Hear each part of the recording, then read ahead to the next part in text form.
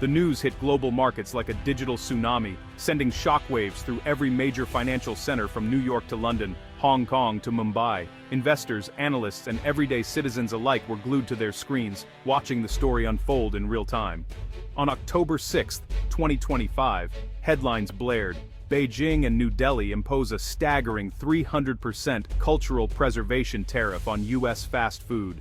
The announcement dominated news cycles, with anchors in multiple languages dissecting every detail and speculating on the global fallout. This was no minor policy tweak.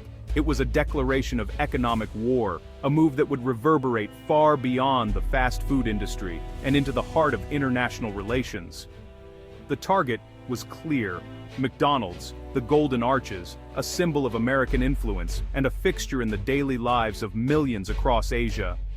In Shanghai, commuters grabbed their usual breakfast, unaware that by lunchtime, their favorite meals would become luxury items, their prices set to skyrocket without warning. By midday, panic spread through franchises. Managers scrambled for answers. Owners stared in disbelief, realizing that their entire business model was suddenly at risk. A 300% tariff meant US-sourced beef, sauces, and potatoes would now cost 4 times as much, threatening the supply chain and making it nearly impossible to keep prices affordable.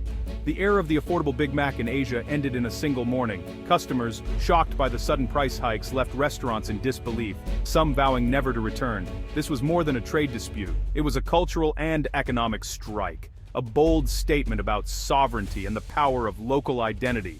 China and India, often rivals, now stood united, drawing a line over food, culture, and identity, sending a message that transcended economics.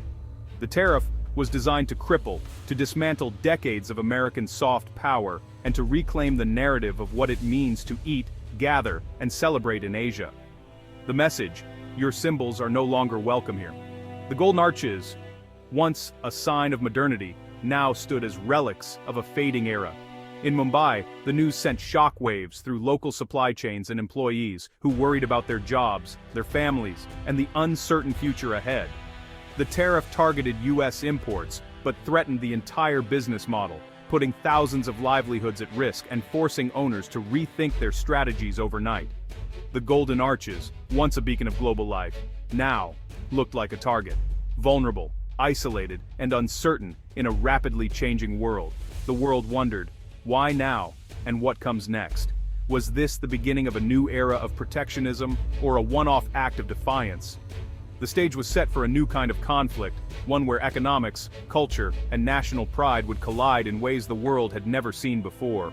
Wall Street's reaction was swift and brutal. The atmosphere on the trading floor was electric, with panic spreading like wildfire as the news broke. Before the opening bell even rang, McDonald's stock plummeted, erasing billions in value in minutes. Investors watched in disbelief as the numbers kept falling.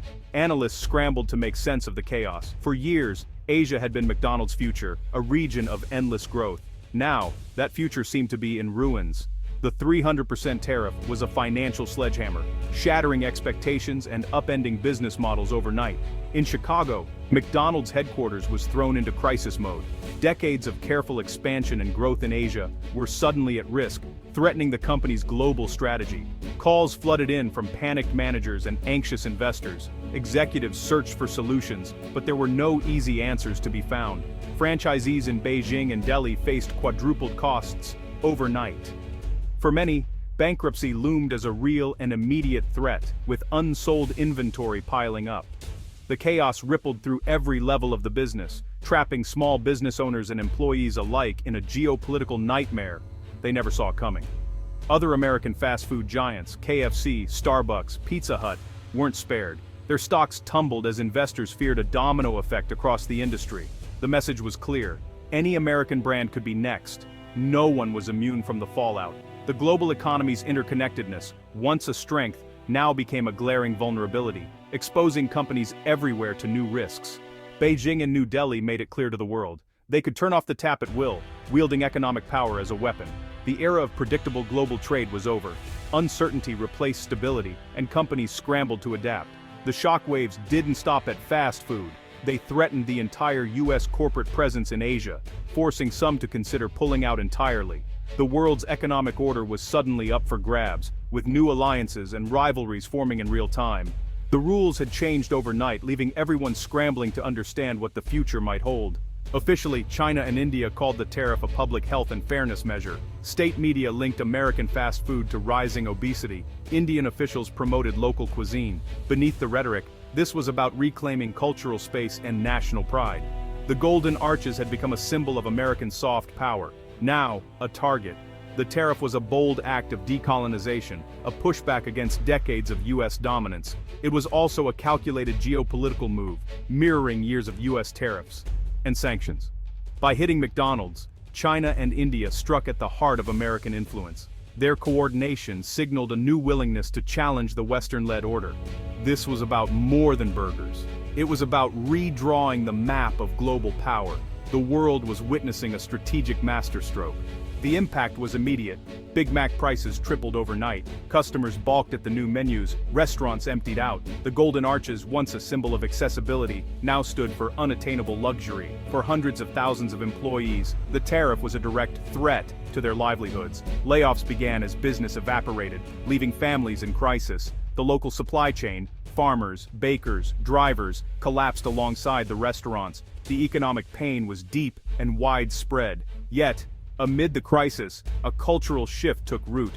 People rediscovered local food. Street vendors and traditional eateries saw a surge. Social media campaigns urged, "Eat local, support our own." The empty McDonald's became a symbol of cultural reclamation. What started as a government policy became a patriotic movement. The trade war was reshaping not just economies but identities. A new culinary nationalism was born.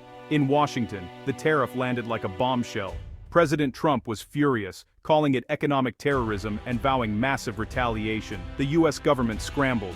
Emergency meetings, frantic diplomacy, and threats of counter-tariffs. The administration debated, respond with diplomacy, or escalate.